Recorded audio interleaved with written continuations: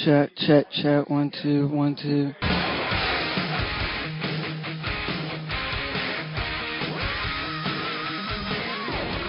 Hello and welcome to the Road to Wrestling School special interview show. I'm Grizzly Joe Grasso. And Greenhorns, I want to welcome you to the second special edition interview show. It's a gift we give for you, the fans, where we interview working professional wrestlers so they can tell you about their lives, their training, and their experiences in the ring to let you understand the world of professional wrestling a little bit better. Here, we bring you the second part of our interview with Wildman Robbie Paige.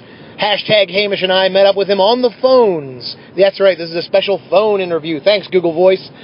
Now, in this interview, we get more into the inner workings of the professional wrestling business. So this should be a real treat for any of you fans who always wanted to know how some of those inner workings, well, work.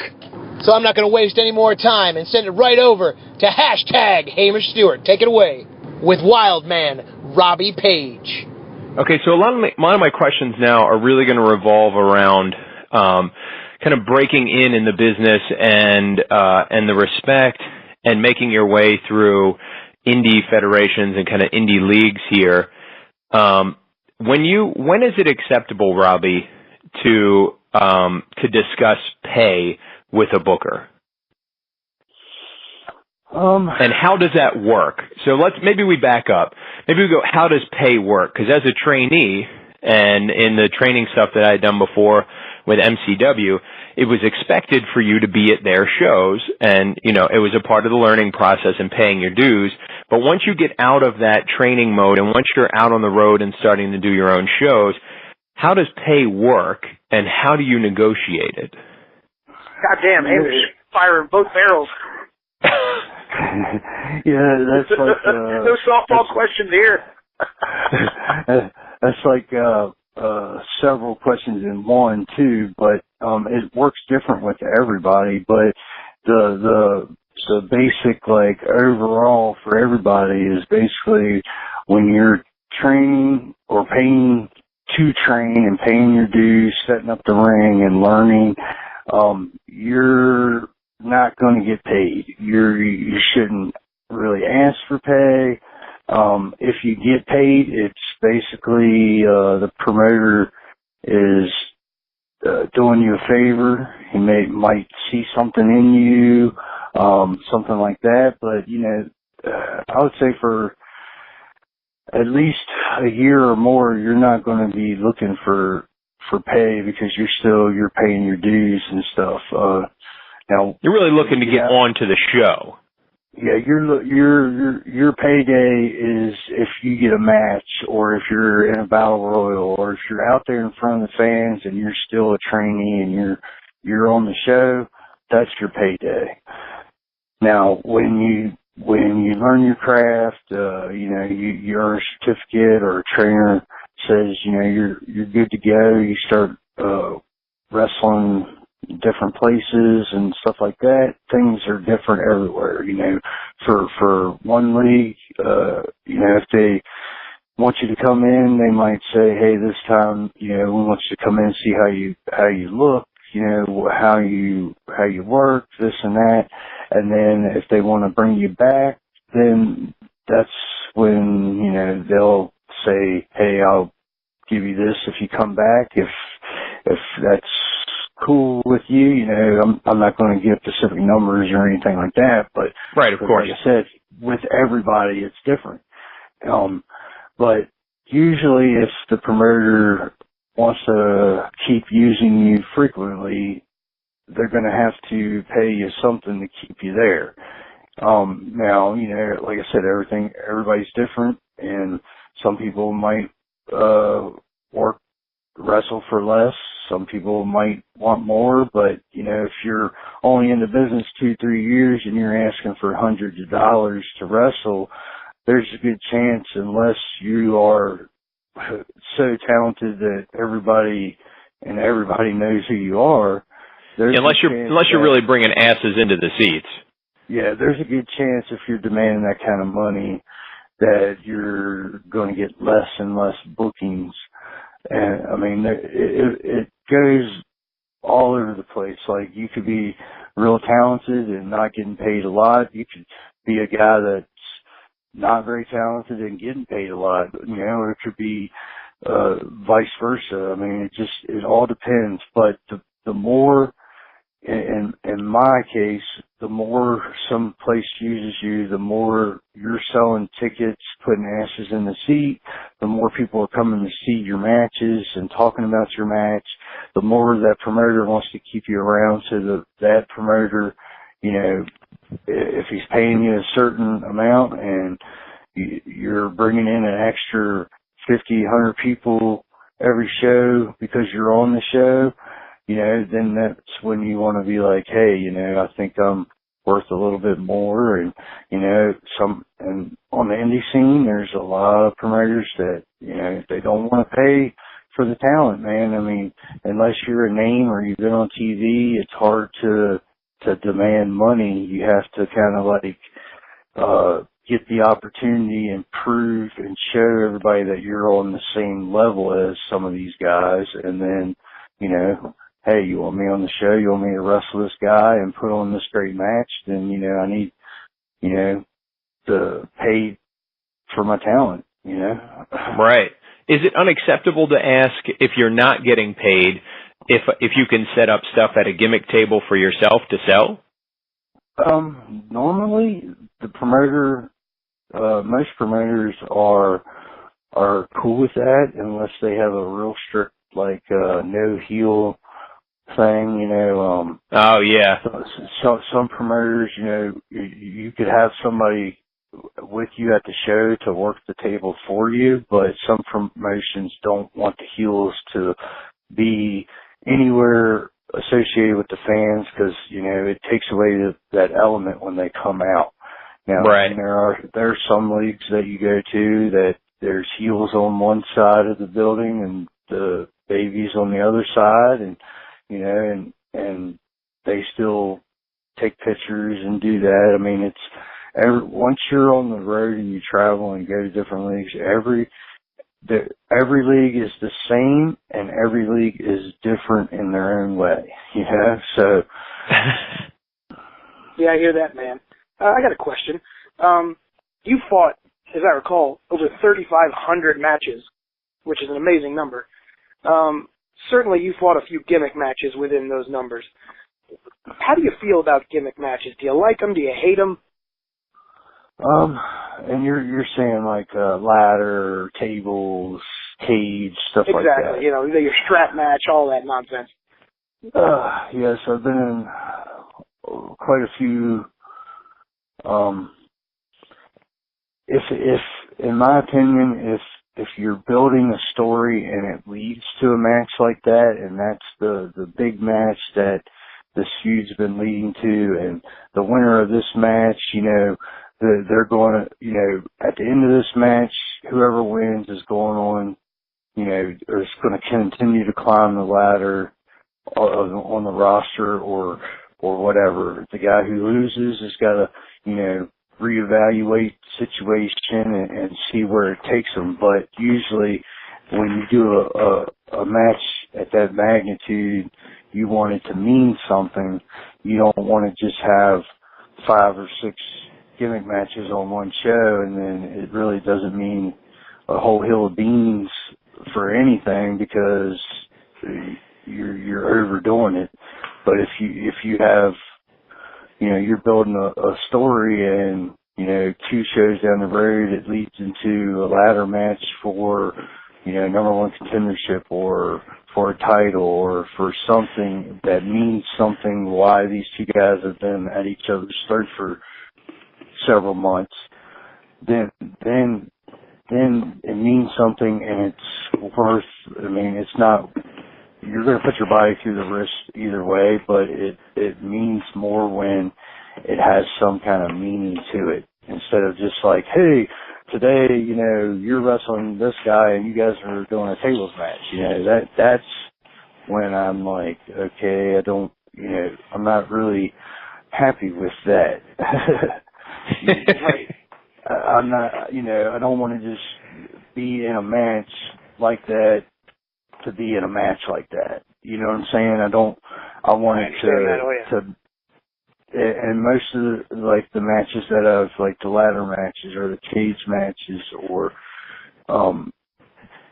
four corners of pain and just stuff like that, you build up to that match, and that's the big blow off match. The crowd is anticipating to see that match, and if you're building a story around it, that's the only one you really want to have on that show, because if you do another gimmick match the same show, it takes away from the element of that big gimmick match involving the story.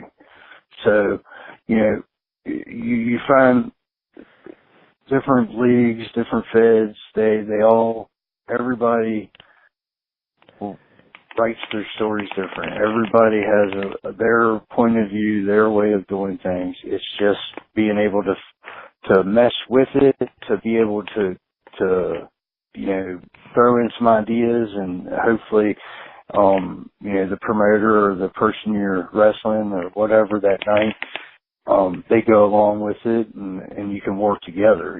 There's lots of times where, you're doing this, whether, you want to do it or not, because the promoter says that this is how they want the match to go, and that's how you got to do it. But I feel that my matches are a lot better and the horizon broadens when I can come up with the match, on my own or with the person that I'm wrestling that night. We can put ideas together and create, magic out in the ring and entertain the fans and make it look as believable as anything that you watch on TV or MMA or whatever. The fans are going to believe what they see in the ring, because you go out there and give it everything you got, and you're not going to half-ass anything. That's when that's when you blow the roof off the place and you bring the house down, and you have that connection with your opponent. And it's like you don't find it every match. You don't find it, but when you find an opponent or that kind of chemistry in the ring, man, lots of good things, and most of the time, like, if you wrestle somebody and you have that kind of chemistry, it's the promoter's going to see it, and they might want to have like a return match or some other kind of thing to where you meet again down the road or something like that. And that's how you get, going back to your first question about, asking for money and stuff. If you're putting on a match that is in demand, that the promoter wants back, or the fans want to see it so bad that the promoter's willing to throw a little extra cash your way, that's all the name of the game. So you brought up a good point. When you find that guy or those people who you mesh well with and you have that chemistry with, that's where the magic happens.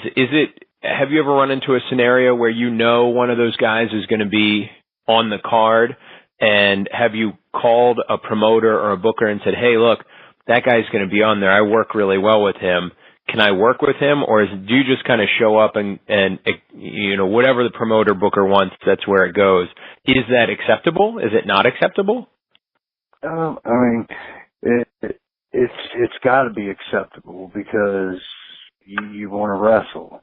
So if you have that kind of a mentality where if I'm not wrestling this guy, I'm not wrestling, or if this promoter's not going to put me with this guy, there's plenty of times that you're going to wrestle somebody that you really don't want to wrestle, or the person's not up to speed, or not at the level that you want to compete at, but you got to go in there and work to. And you got to make the best of it, though. You got to make the best of it, regardless of what it is. But there are times where, the promoter might have a guy on the card, for instance, and had seen a match somewhere previous that you had wrestled him, and be like, hey, I'm bringing him up here. Do you mind coming in and wrestling him up here too? And usually that's how it goes, how it's went with me several times. Like, demanding things is not a good way to go in the business unless, like I said, you've had TV, you have that star power where you can be like, hey, I'm coming to your show, you're paying me this much, and I want to wrestle this guy. Right. Until you're at that level or have that kind of power, you're basically, you hope for the best guy on the roster, but if you don't get that guy, you got to give the best match you can give with the guy you're wrestling. And I think that sometimes that could be turned into a better match than what you could have had with the guy that you wanted to wrestle. It's just all about, giving it your all to every match that you have. And I think you really hit on a real important point there, Robbie, and it's something that I try to keep in my mind as much as possible, and that's, you gotta do the best with what you're given at every chance you get. You can't have it in your mind one way, and because it's always going to go south. It's always going to go some other way. It's never going to go, picture perfect how you imagine it. So, best to get comfortable with that, and best to get comfortable quick is probably a good sticking point. So I'm going to shift off of some of these heady questions, get into some fun ones, I think, here. I hope. At least I think they're fun. I'll get back to these questions because I'm selfish and want to know all these answers. But, so wrestlers like to rib each other and like to have a lot of fun. Some people are better. Some people have, some people do it more, some people do it less. Have you ever been ribbed, and what are or have you ever ribbed somebody else, and what are some of the funny ribs you've either run across or heard of, or what you've done? I like to have fun, but I don't really I've never really tried to rib anybody or anything like that. I'm not, the most ribbing that I think I've got was when I first started. I was in a battle royal, and basically, you get your shirt pulled up over your head, you get 50 chops, you get kicked in the nuts, you get stomped on, you get kicked, and basically that's your initiation. Welcome to the wrestling business, I guess you could call that a rib, but I mean, the one that really comes to my mind is one with Corey Bush, and he was, I don't know, probably about 2 years in, we was doing a show at the Apollo, and he was in a four-way for the NWL heavyweight title, and Corey was in the back, and he used to come out to Smells Like Teen Spirit, so he's waiting for the that to kick on. Start to kick.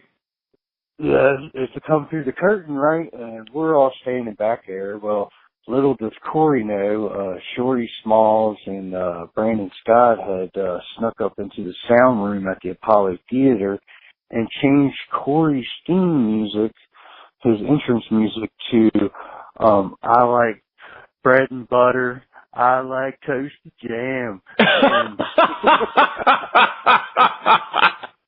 And man, and the crazy thing was, Corey went with it, and he went out there and just, the crowd ate it up. They laughed, they chuckled, but Corey didn't lose his train of thought and get mad or whatever. He just was yep, I'm a big guy and I like toast and jam and bread and butter. So here I go. Oh my God, that's so ridiculous. I don't know what, that would rattle me so much. I'd be like, where's some of my music? And then I'd be like, oh crap, I have to walk out to this? I wouldn't know what to do.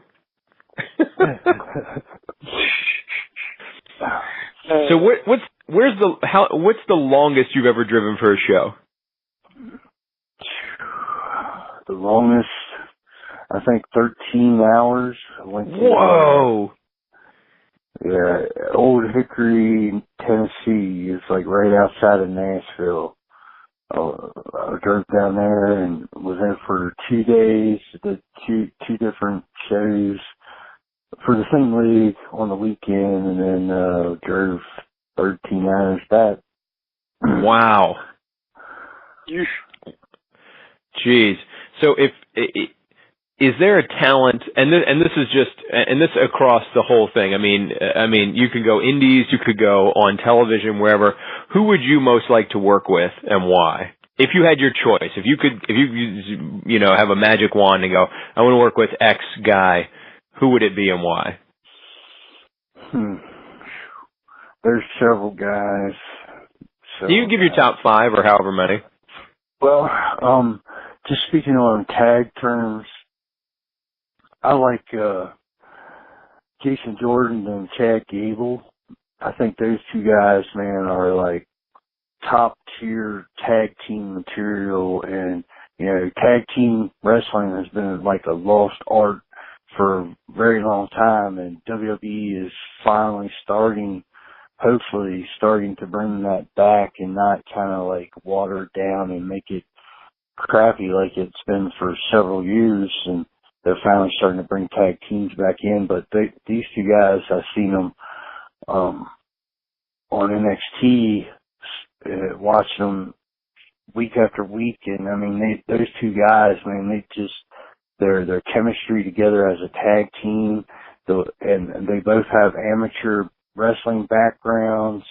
They are just like, in my opinion, they're the new like Steiner brothers, but they're younger and they move. They're not just big powerhouses. They can fly. They're technical. Those guys they have amazed me, with some of the stuff that they have done. So I would say those are definitely two in the top 5 that I would like to work. John Schuyler, he wrestles down in the Carolinas. He's recently been on NXT too with him and his partner Corey Hollis. I had a couple near chances to wrestle Schuyler at CPW over the last few years, but it never came to. Like, we would be told that we were going to wrestle each other, and then when the show comes, the matches get changed and stuff like that. But he's really working his way up, and I wouldn't be surprised if he gets some kind of a training deal or something to where he's not just a talent enhancement or whatever, because he's way better than just going out there and putting guys over every single night for 3-4 minutes at a time. He can really go, you know what I'm saying? So he would definitely be on the list. Oh man.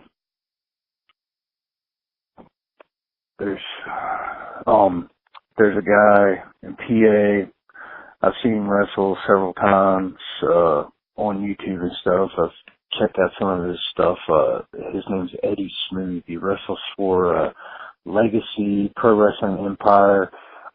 He's very, very talented. And I think just his style, my style, I think we could mesh really well in the ring and have some great matches. And I'd say last but not least, another guy, I've wrestled him several times, but every match that we've ever had, each match was better and better, and that's Mark Angel. He wrestles for Shikara. He's Mr. Touchdown.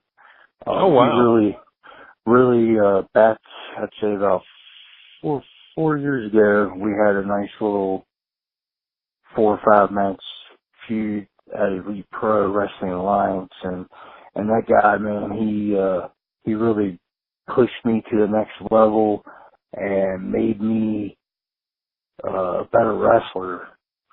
I mean, he really was somebody that could sit down and talk to you and really knows what he's doing, and he really pushed me to the next level. And if you get a chance, check out some of those matches on YouTube. Me versus Mark Angel. We had a 3-way cage match with Brandon Scott, which that's another guy who has just improved so much over the years, and now is getting little spots here and there, working his way, trying to get to the somewhere signed, because I mean he's talented too. But the match with me and Mark Angel for the Elite Pro Cruiserweight title in a ladder match, I would say would probably be in my top 5. If I had best matches, would definitely be in the top 5 matches since I've been wrestling. It was very intense. I took a hip toss from the top of a 14-foot ladder. It was probably the biggest fall I've ever taken in the business. And oh my God, 14-foot hip toss? Yeah, we was on the top trading blows, and he hooked under my arm and gave me a hip toss from the top of the ladder, dude. You're thinking in the 5 seconds it takes to fall, it feels like eternity. I bet eternity, yeah. I bet, when you do a hip toss regularly, if you hop out of that, you've got a good half second of air to go, I wonder where the ring, there it is. But when you're hip tossing off a 14-foot ladder. Yeah. The next day I'd have to find it on my phone and send it to you. But I had a bruise on my back that looked like the state of Texas upside down. And it was the whole middle of my back. So that dovetails into a question that I have. You wrestle quite a lot, Robbie. I mean, you're going at it, I mean, several nights a week. How do you take care of your body? Believe me, I feel it. All the matches and all the training and going in the gym and working at your job and kids, it's a lot to handle all, but you manage. Rest is a big part of it. Finding the time to just relax, get the sleep you need for your body to recover. But some of us that wrestle at night and then get up and go to work in the next day and work 8-10 hours, and you come home, you have kids, and it's hard to get that full 8 hours of sleep. So lots of times I'm running off of 5 hours of sleep, and it's hard to find that time to relax. But as long as you can maintain, your eating habits and you still find time to exercise, and, you can still manage and take care of yourself off of 5 hours of sleep. It's just doing it, finding the management. Cool. So you said something earlier. I mean, the large bump got me into taking care of your body, but I'm going to go back a half step here. And you were talking about tag teams. I'm a big lover of tag teams as well. I think it's a lost art into its own, and you're right. There are a lot of tag tactics and a lot of tag psychology that just isn't used anymore. So But working on the indie scene, you can be paired up. You know, they might need a tag match, and you could get paired up with somebody in a tag match. You got paired up with Sanjay Dutt in a tag match against the Wild Cards, which, I mean, so, you know, you might know Sanjay's moves, or you might know him from other promotions, but when you get pulled together, especially with a guy who, you know, might have a name or might be out there, how do you deal with that? How do you work on that tag match together? How are those, you know, if you're not really ready to move into that tag psychology, is there some vet that just takes over in that, or do you just kind of walk in and hold on with both hands? Well, I mean, for my instance, I already had 5 years of tag team experience, so it was easier to mesh. But what I did was just follow his lead, listen to what he says. You know, if he thinks we should do it this way, then that's the way we do it. He has more experience. He knows how things go. So if he wants to do it this way, that's the way we do it. Now, how we get to there and what we do to get to that scenario, that's working with your opponents and meshing with your partner. And me and Sanjay seem to work really well together. And I mean, Elite kept us as a tag team for almost a year. We won the tag titles in a tournament and defended the belt several times, and then really the only reason I would say we lost the belts was he's a big star. He has other obligations, and he was signed to wrestle for TNA the same night we was going to be defending the belts. But I don't back down from a fight, so I decided to go against the Wild Cards 2-on-1 in a handicap match, and I didn't, I put up a hell of a fight, but, the numbers caught up to me in the end, and that's how we lost the belts. Cool. Well, so I have I'm going to go back into two heavier questions here, and I think I'm going to tap out after those questions if Joe's got something, but So, Robbie, so getting to know you over the past few months here and getting to see your work and the stuff that you've shared with us has showed me how truly experienced you are and how I'll be very serious, how grateful I am to have somebody who has this experience and is willing to share it with people. Along those lines, when you were younger in the business and when you were younger learning and training, what would you say was your biggest mistake that you wish you could take back when you were starting up? I would say that I wish I would have maybe toned it down a little bit. When I started, I was coming. Is that how you got your name, Wildman Robbie Paige? Well, I mean I've had that since I was in high school. But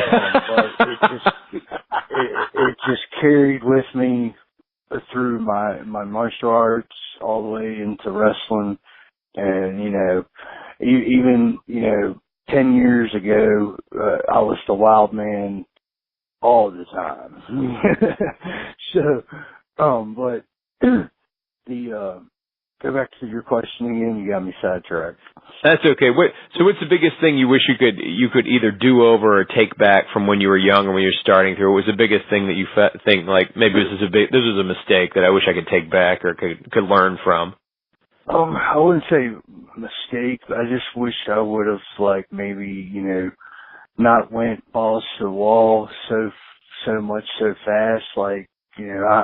Instead of, I was learning and training, but I was also trying to move up the ladder and get on shows. So I was trying to do, the flashy stuff. And, I did a lot of flips and flying and cruiserweight stuff in my younger years. And I think that has a lot to do with part of the reason why, sometimes I have nagging injuries or certain things hurt certain days or, stuff like that because, I was doing leg drops from the top rope and, backflips out to the floor and stuff like that. And, you do that so much, so often, it catches up to you later on. And I think maybe if I would have just used that stuff, if I was smarter and just used it when I needed to use it, instead of trying to do it at training and, and just, too much too soon. And I think if I would have just slowed that down, used certain things in certain matches when it made sense and stuff. But like I said, I was fresh, wet behind the ears, still and hungry. Just trying, yes. And it was just, I think that was the only thing I feel like if I could have done, just that would have been it. Cool. So now I'm going to switch gears in this. So now nowadays you're a vet, you've done a gazillion matches, you got all this experience. What's the biggest takeaway that you could give to young wrestlers coming in and even new trainees, guys in 6 months, 1 year, or just starting out? What's the biggest thing the biggest thing that would go the longest miles for them over a career that you think you could impart to them? First, it's gotta be 50-50. You gotta be able to go physically and you gotta be able to go mentally. You gotta be able to take criticism. You gotta be able to, accept that you're not gonna get it right the first time. You gotta be able to, fail at doing a body slam or a suplex or whatever and just keep doing it until you get it right. If you just get frustrated and you give up and believe me, I've seen several guys come in that have ability but just don't have the mentality to stick with it, or they can't take criticism, or they think they know everything and they're it's day one, but they know how to do it, Those guys just don't stick around very long because their mentality either gets them a vet to rough them up, or gets them the locker room not liking them. It's just, you got to be able to bite your tongue and tough it out, and once you are to the point where you know enough and people trust you and believe that they can get in the ring and basically give you their life in their hands, then, it gets a lot easier on the mentality part. But the physicality part is a non-stop thing. You don't have to be the biggest muscled up guy in the world, but you have to have the endurance and the stamina to last longer than 5 minutes in the ring. Because if you don't, and your opponent, you try to go pick up your opponent and you're gassed, you could drop them on your head. Even if you picked them up 1,000 times and body slam them, that one time could be the time that, you drop them on their head. So you have to be able to go. You can't half-ass it. You gotta, when you're at training, you gotta give it everything you got. You can't be standing around watching TV, thumbs in your ass, and, talking about what you did yesterday and watched on TV. If you're there to train, you need to train and be either around the ring or in the ring at all times. And that you just got to have that mentality. And like I tell some of the guys that I meet on the road or where I go, I always ask them, how many days a week are you training?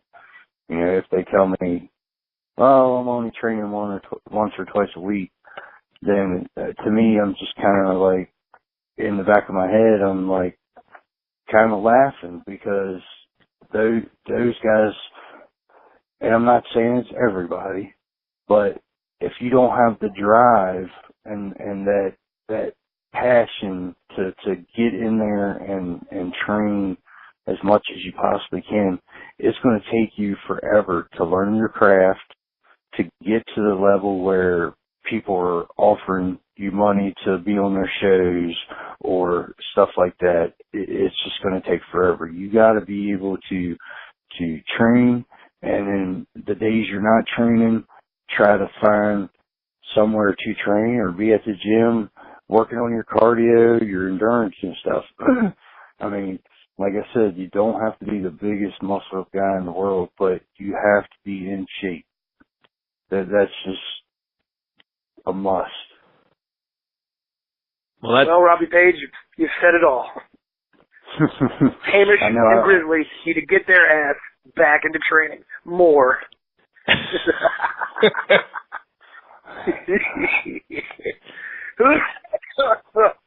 stop dying of bronchitis, which is where I'm at. Oh, God, you have that too? My wife's got that. Oh, yeah. I mean, I'm at the tail end, but, it's all good. Well, Robbie Paige. I don't want it to be an excuse for later on this week. Oh, no. It will not. It will not be. I'm telling you, I'm coming both barrels hot, ready to rock. I'm so excited. Cool. All right, Robbie Paige, I want to thank you for taking the time out of your schedule to give us the second interview. Learned a lot today. Yeah, this was really great. I mean, this kind of information, I don't think guys, people come into this business or they come into training and you're right, they get this mentality, I think this people need to hear this. They need to hear this information so that they don't come in, thinking, oh, I'm Slick McRick and I'm going to go kick some butt. This is a craft. It's something you need to work at. It's not something you can just come in and just kill at. You're not going to come off unless unless you're the chosen one. You're not going to just come off the street without any experience, any knowledge, and be in the main event that night or the next day. It just doesn't happen. And I think that's people need to hear that. And this information is, this stuff in these interviews will help people, if they listen, all three of our listeners, to avoid these pitfalls. You can set yourself back, months, if not years, doing some of the dumb stuff of, oh, hey, let me call it this promoter and say, well, I'd really like to work with so-and-so, and then have the promoter go, who's this guy telling me they want to work with them? You're lucky you're even on my show. Mm-hmm. So I really appreciate it, Robbie. This means, you devoting your time to this really, really means a lot to me, and I appreciate it. Thank you. Yeah, man. And I appreciate you guys wanting to talk to me and listen to me. Over the last couple of years, I've been, taking the knowledge I've learned, from John Rambo, from Shane Shadows, from Johnny Graham, and from numerous other people throughout my travels and stuff, just taking in all the information that I can soak in and just keep stored in that Rolodex that I keep talking about. And then I take that and I kind of mesh all that into like the way I train people. And I've been training guys and girls for the last 4 years, and when guys and girls take the time to learn and get better, not only does that look good on my behalf, but it also makes me feel good as a trainer, because to see students that have trained, working at different places and moving up the ladder and getting noticed here and there and stuff, and it's like, well, maybe I do know what the hell I'm talking about, I guess so. Well, look, boys, my phone's about to die. You two could yenta it up all night long. This is awesome information, but my phone will cut out any minute, so I'm going to sign off for us now. Thanks for coming out, Robbie Paige, via telephone message. Thanks a lot, Robbie Paige. See you later. Have a good one. Later. Bye. And there you have it, ladies and gentlemen, another crackpot interview by mostly hashtag Hamish Stewart. We want to thank Wildman Robbie Paige for taking the time to talk with us on the phone and giving us all that awesome information. If you want to reach Wildman Robbie Paige and book him, you can reach him on Facebook at Robert Paige, that's Paige, or you can reach him at wildpage160 at AOL.com. Thanks for listening, Greenhorns. Remember to rate, review, and subscribe to us on iTunes. We'll see you down the road and in the ring.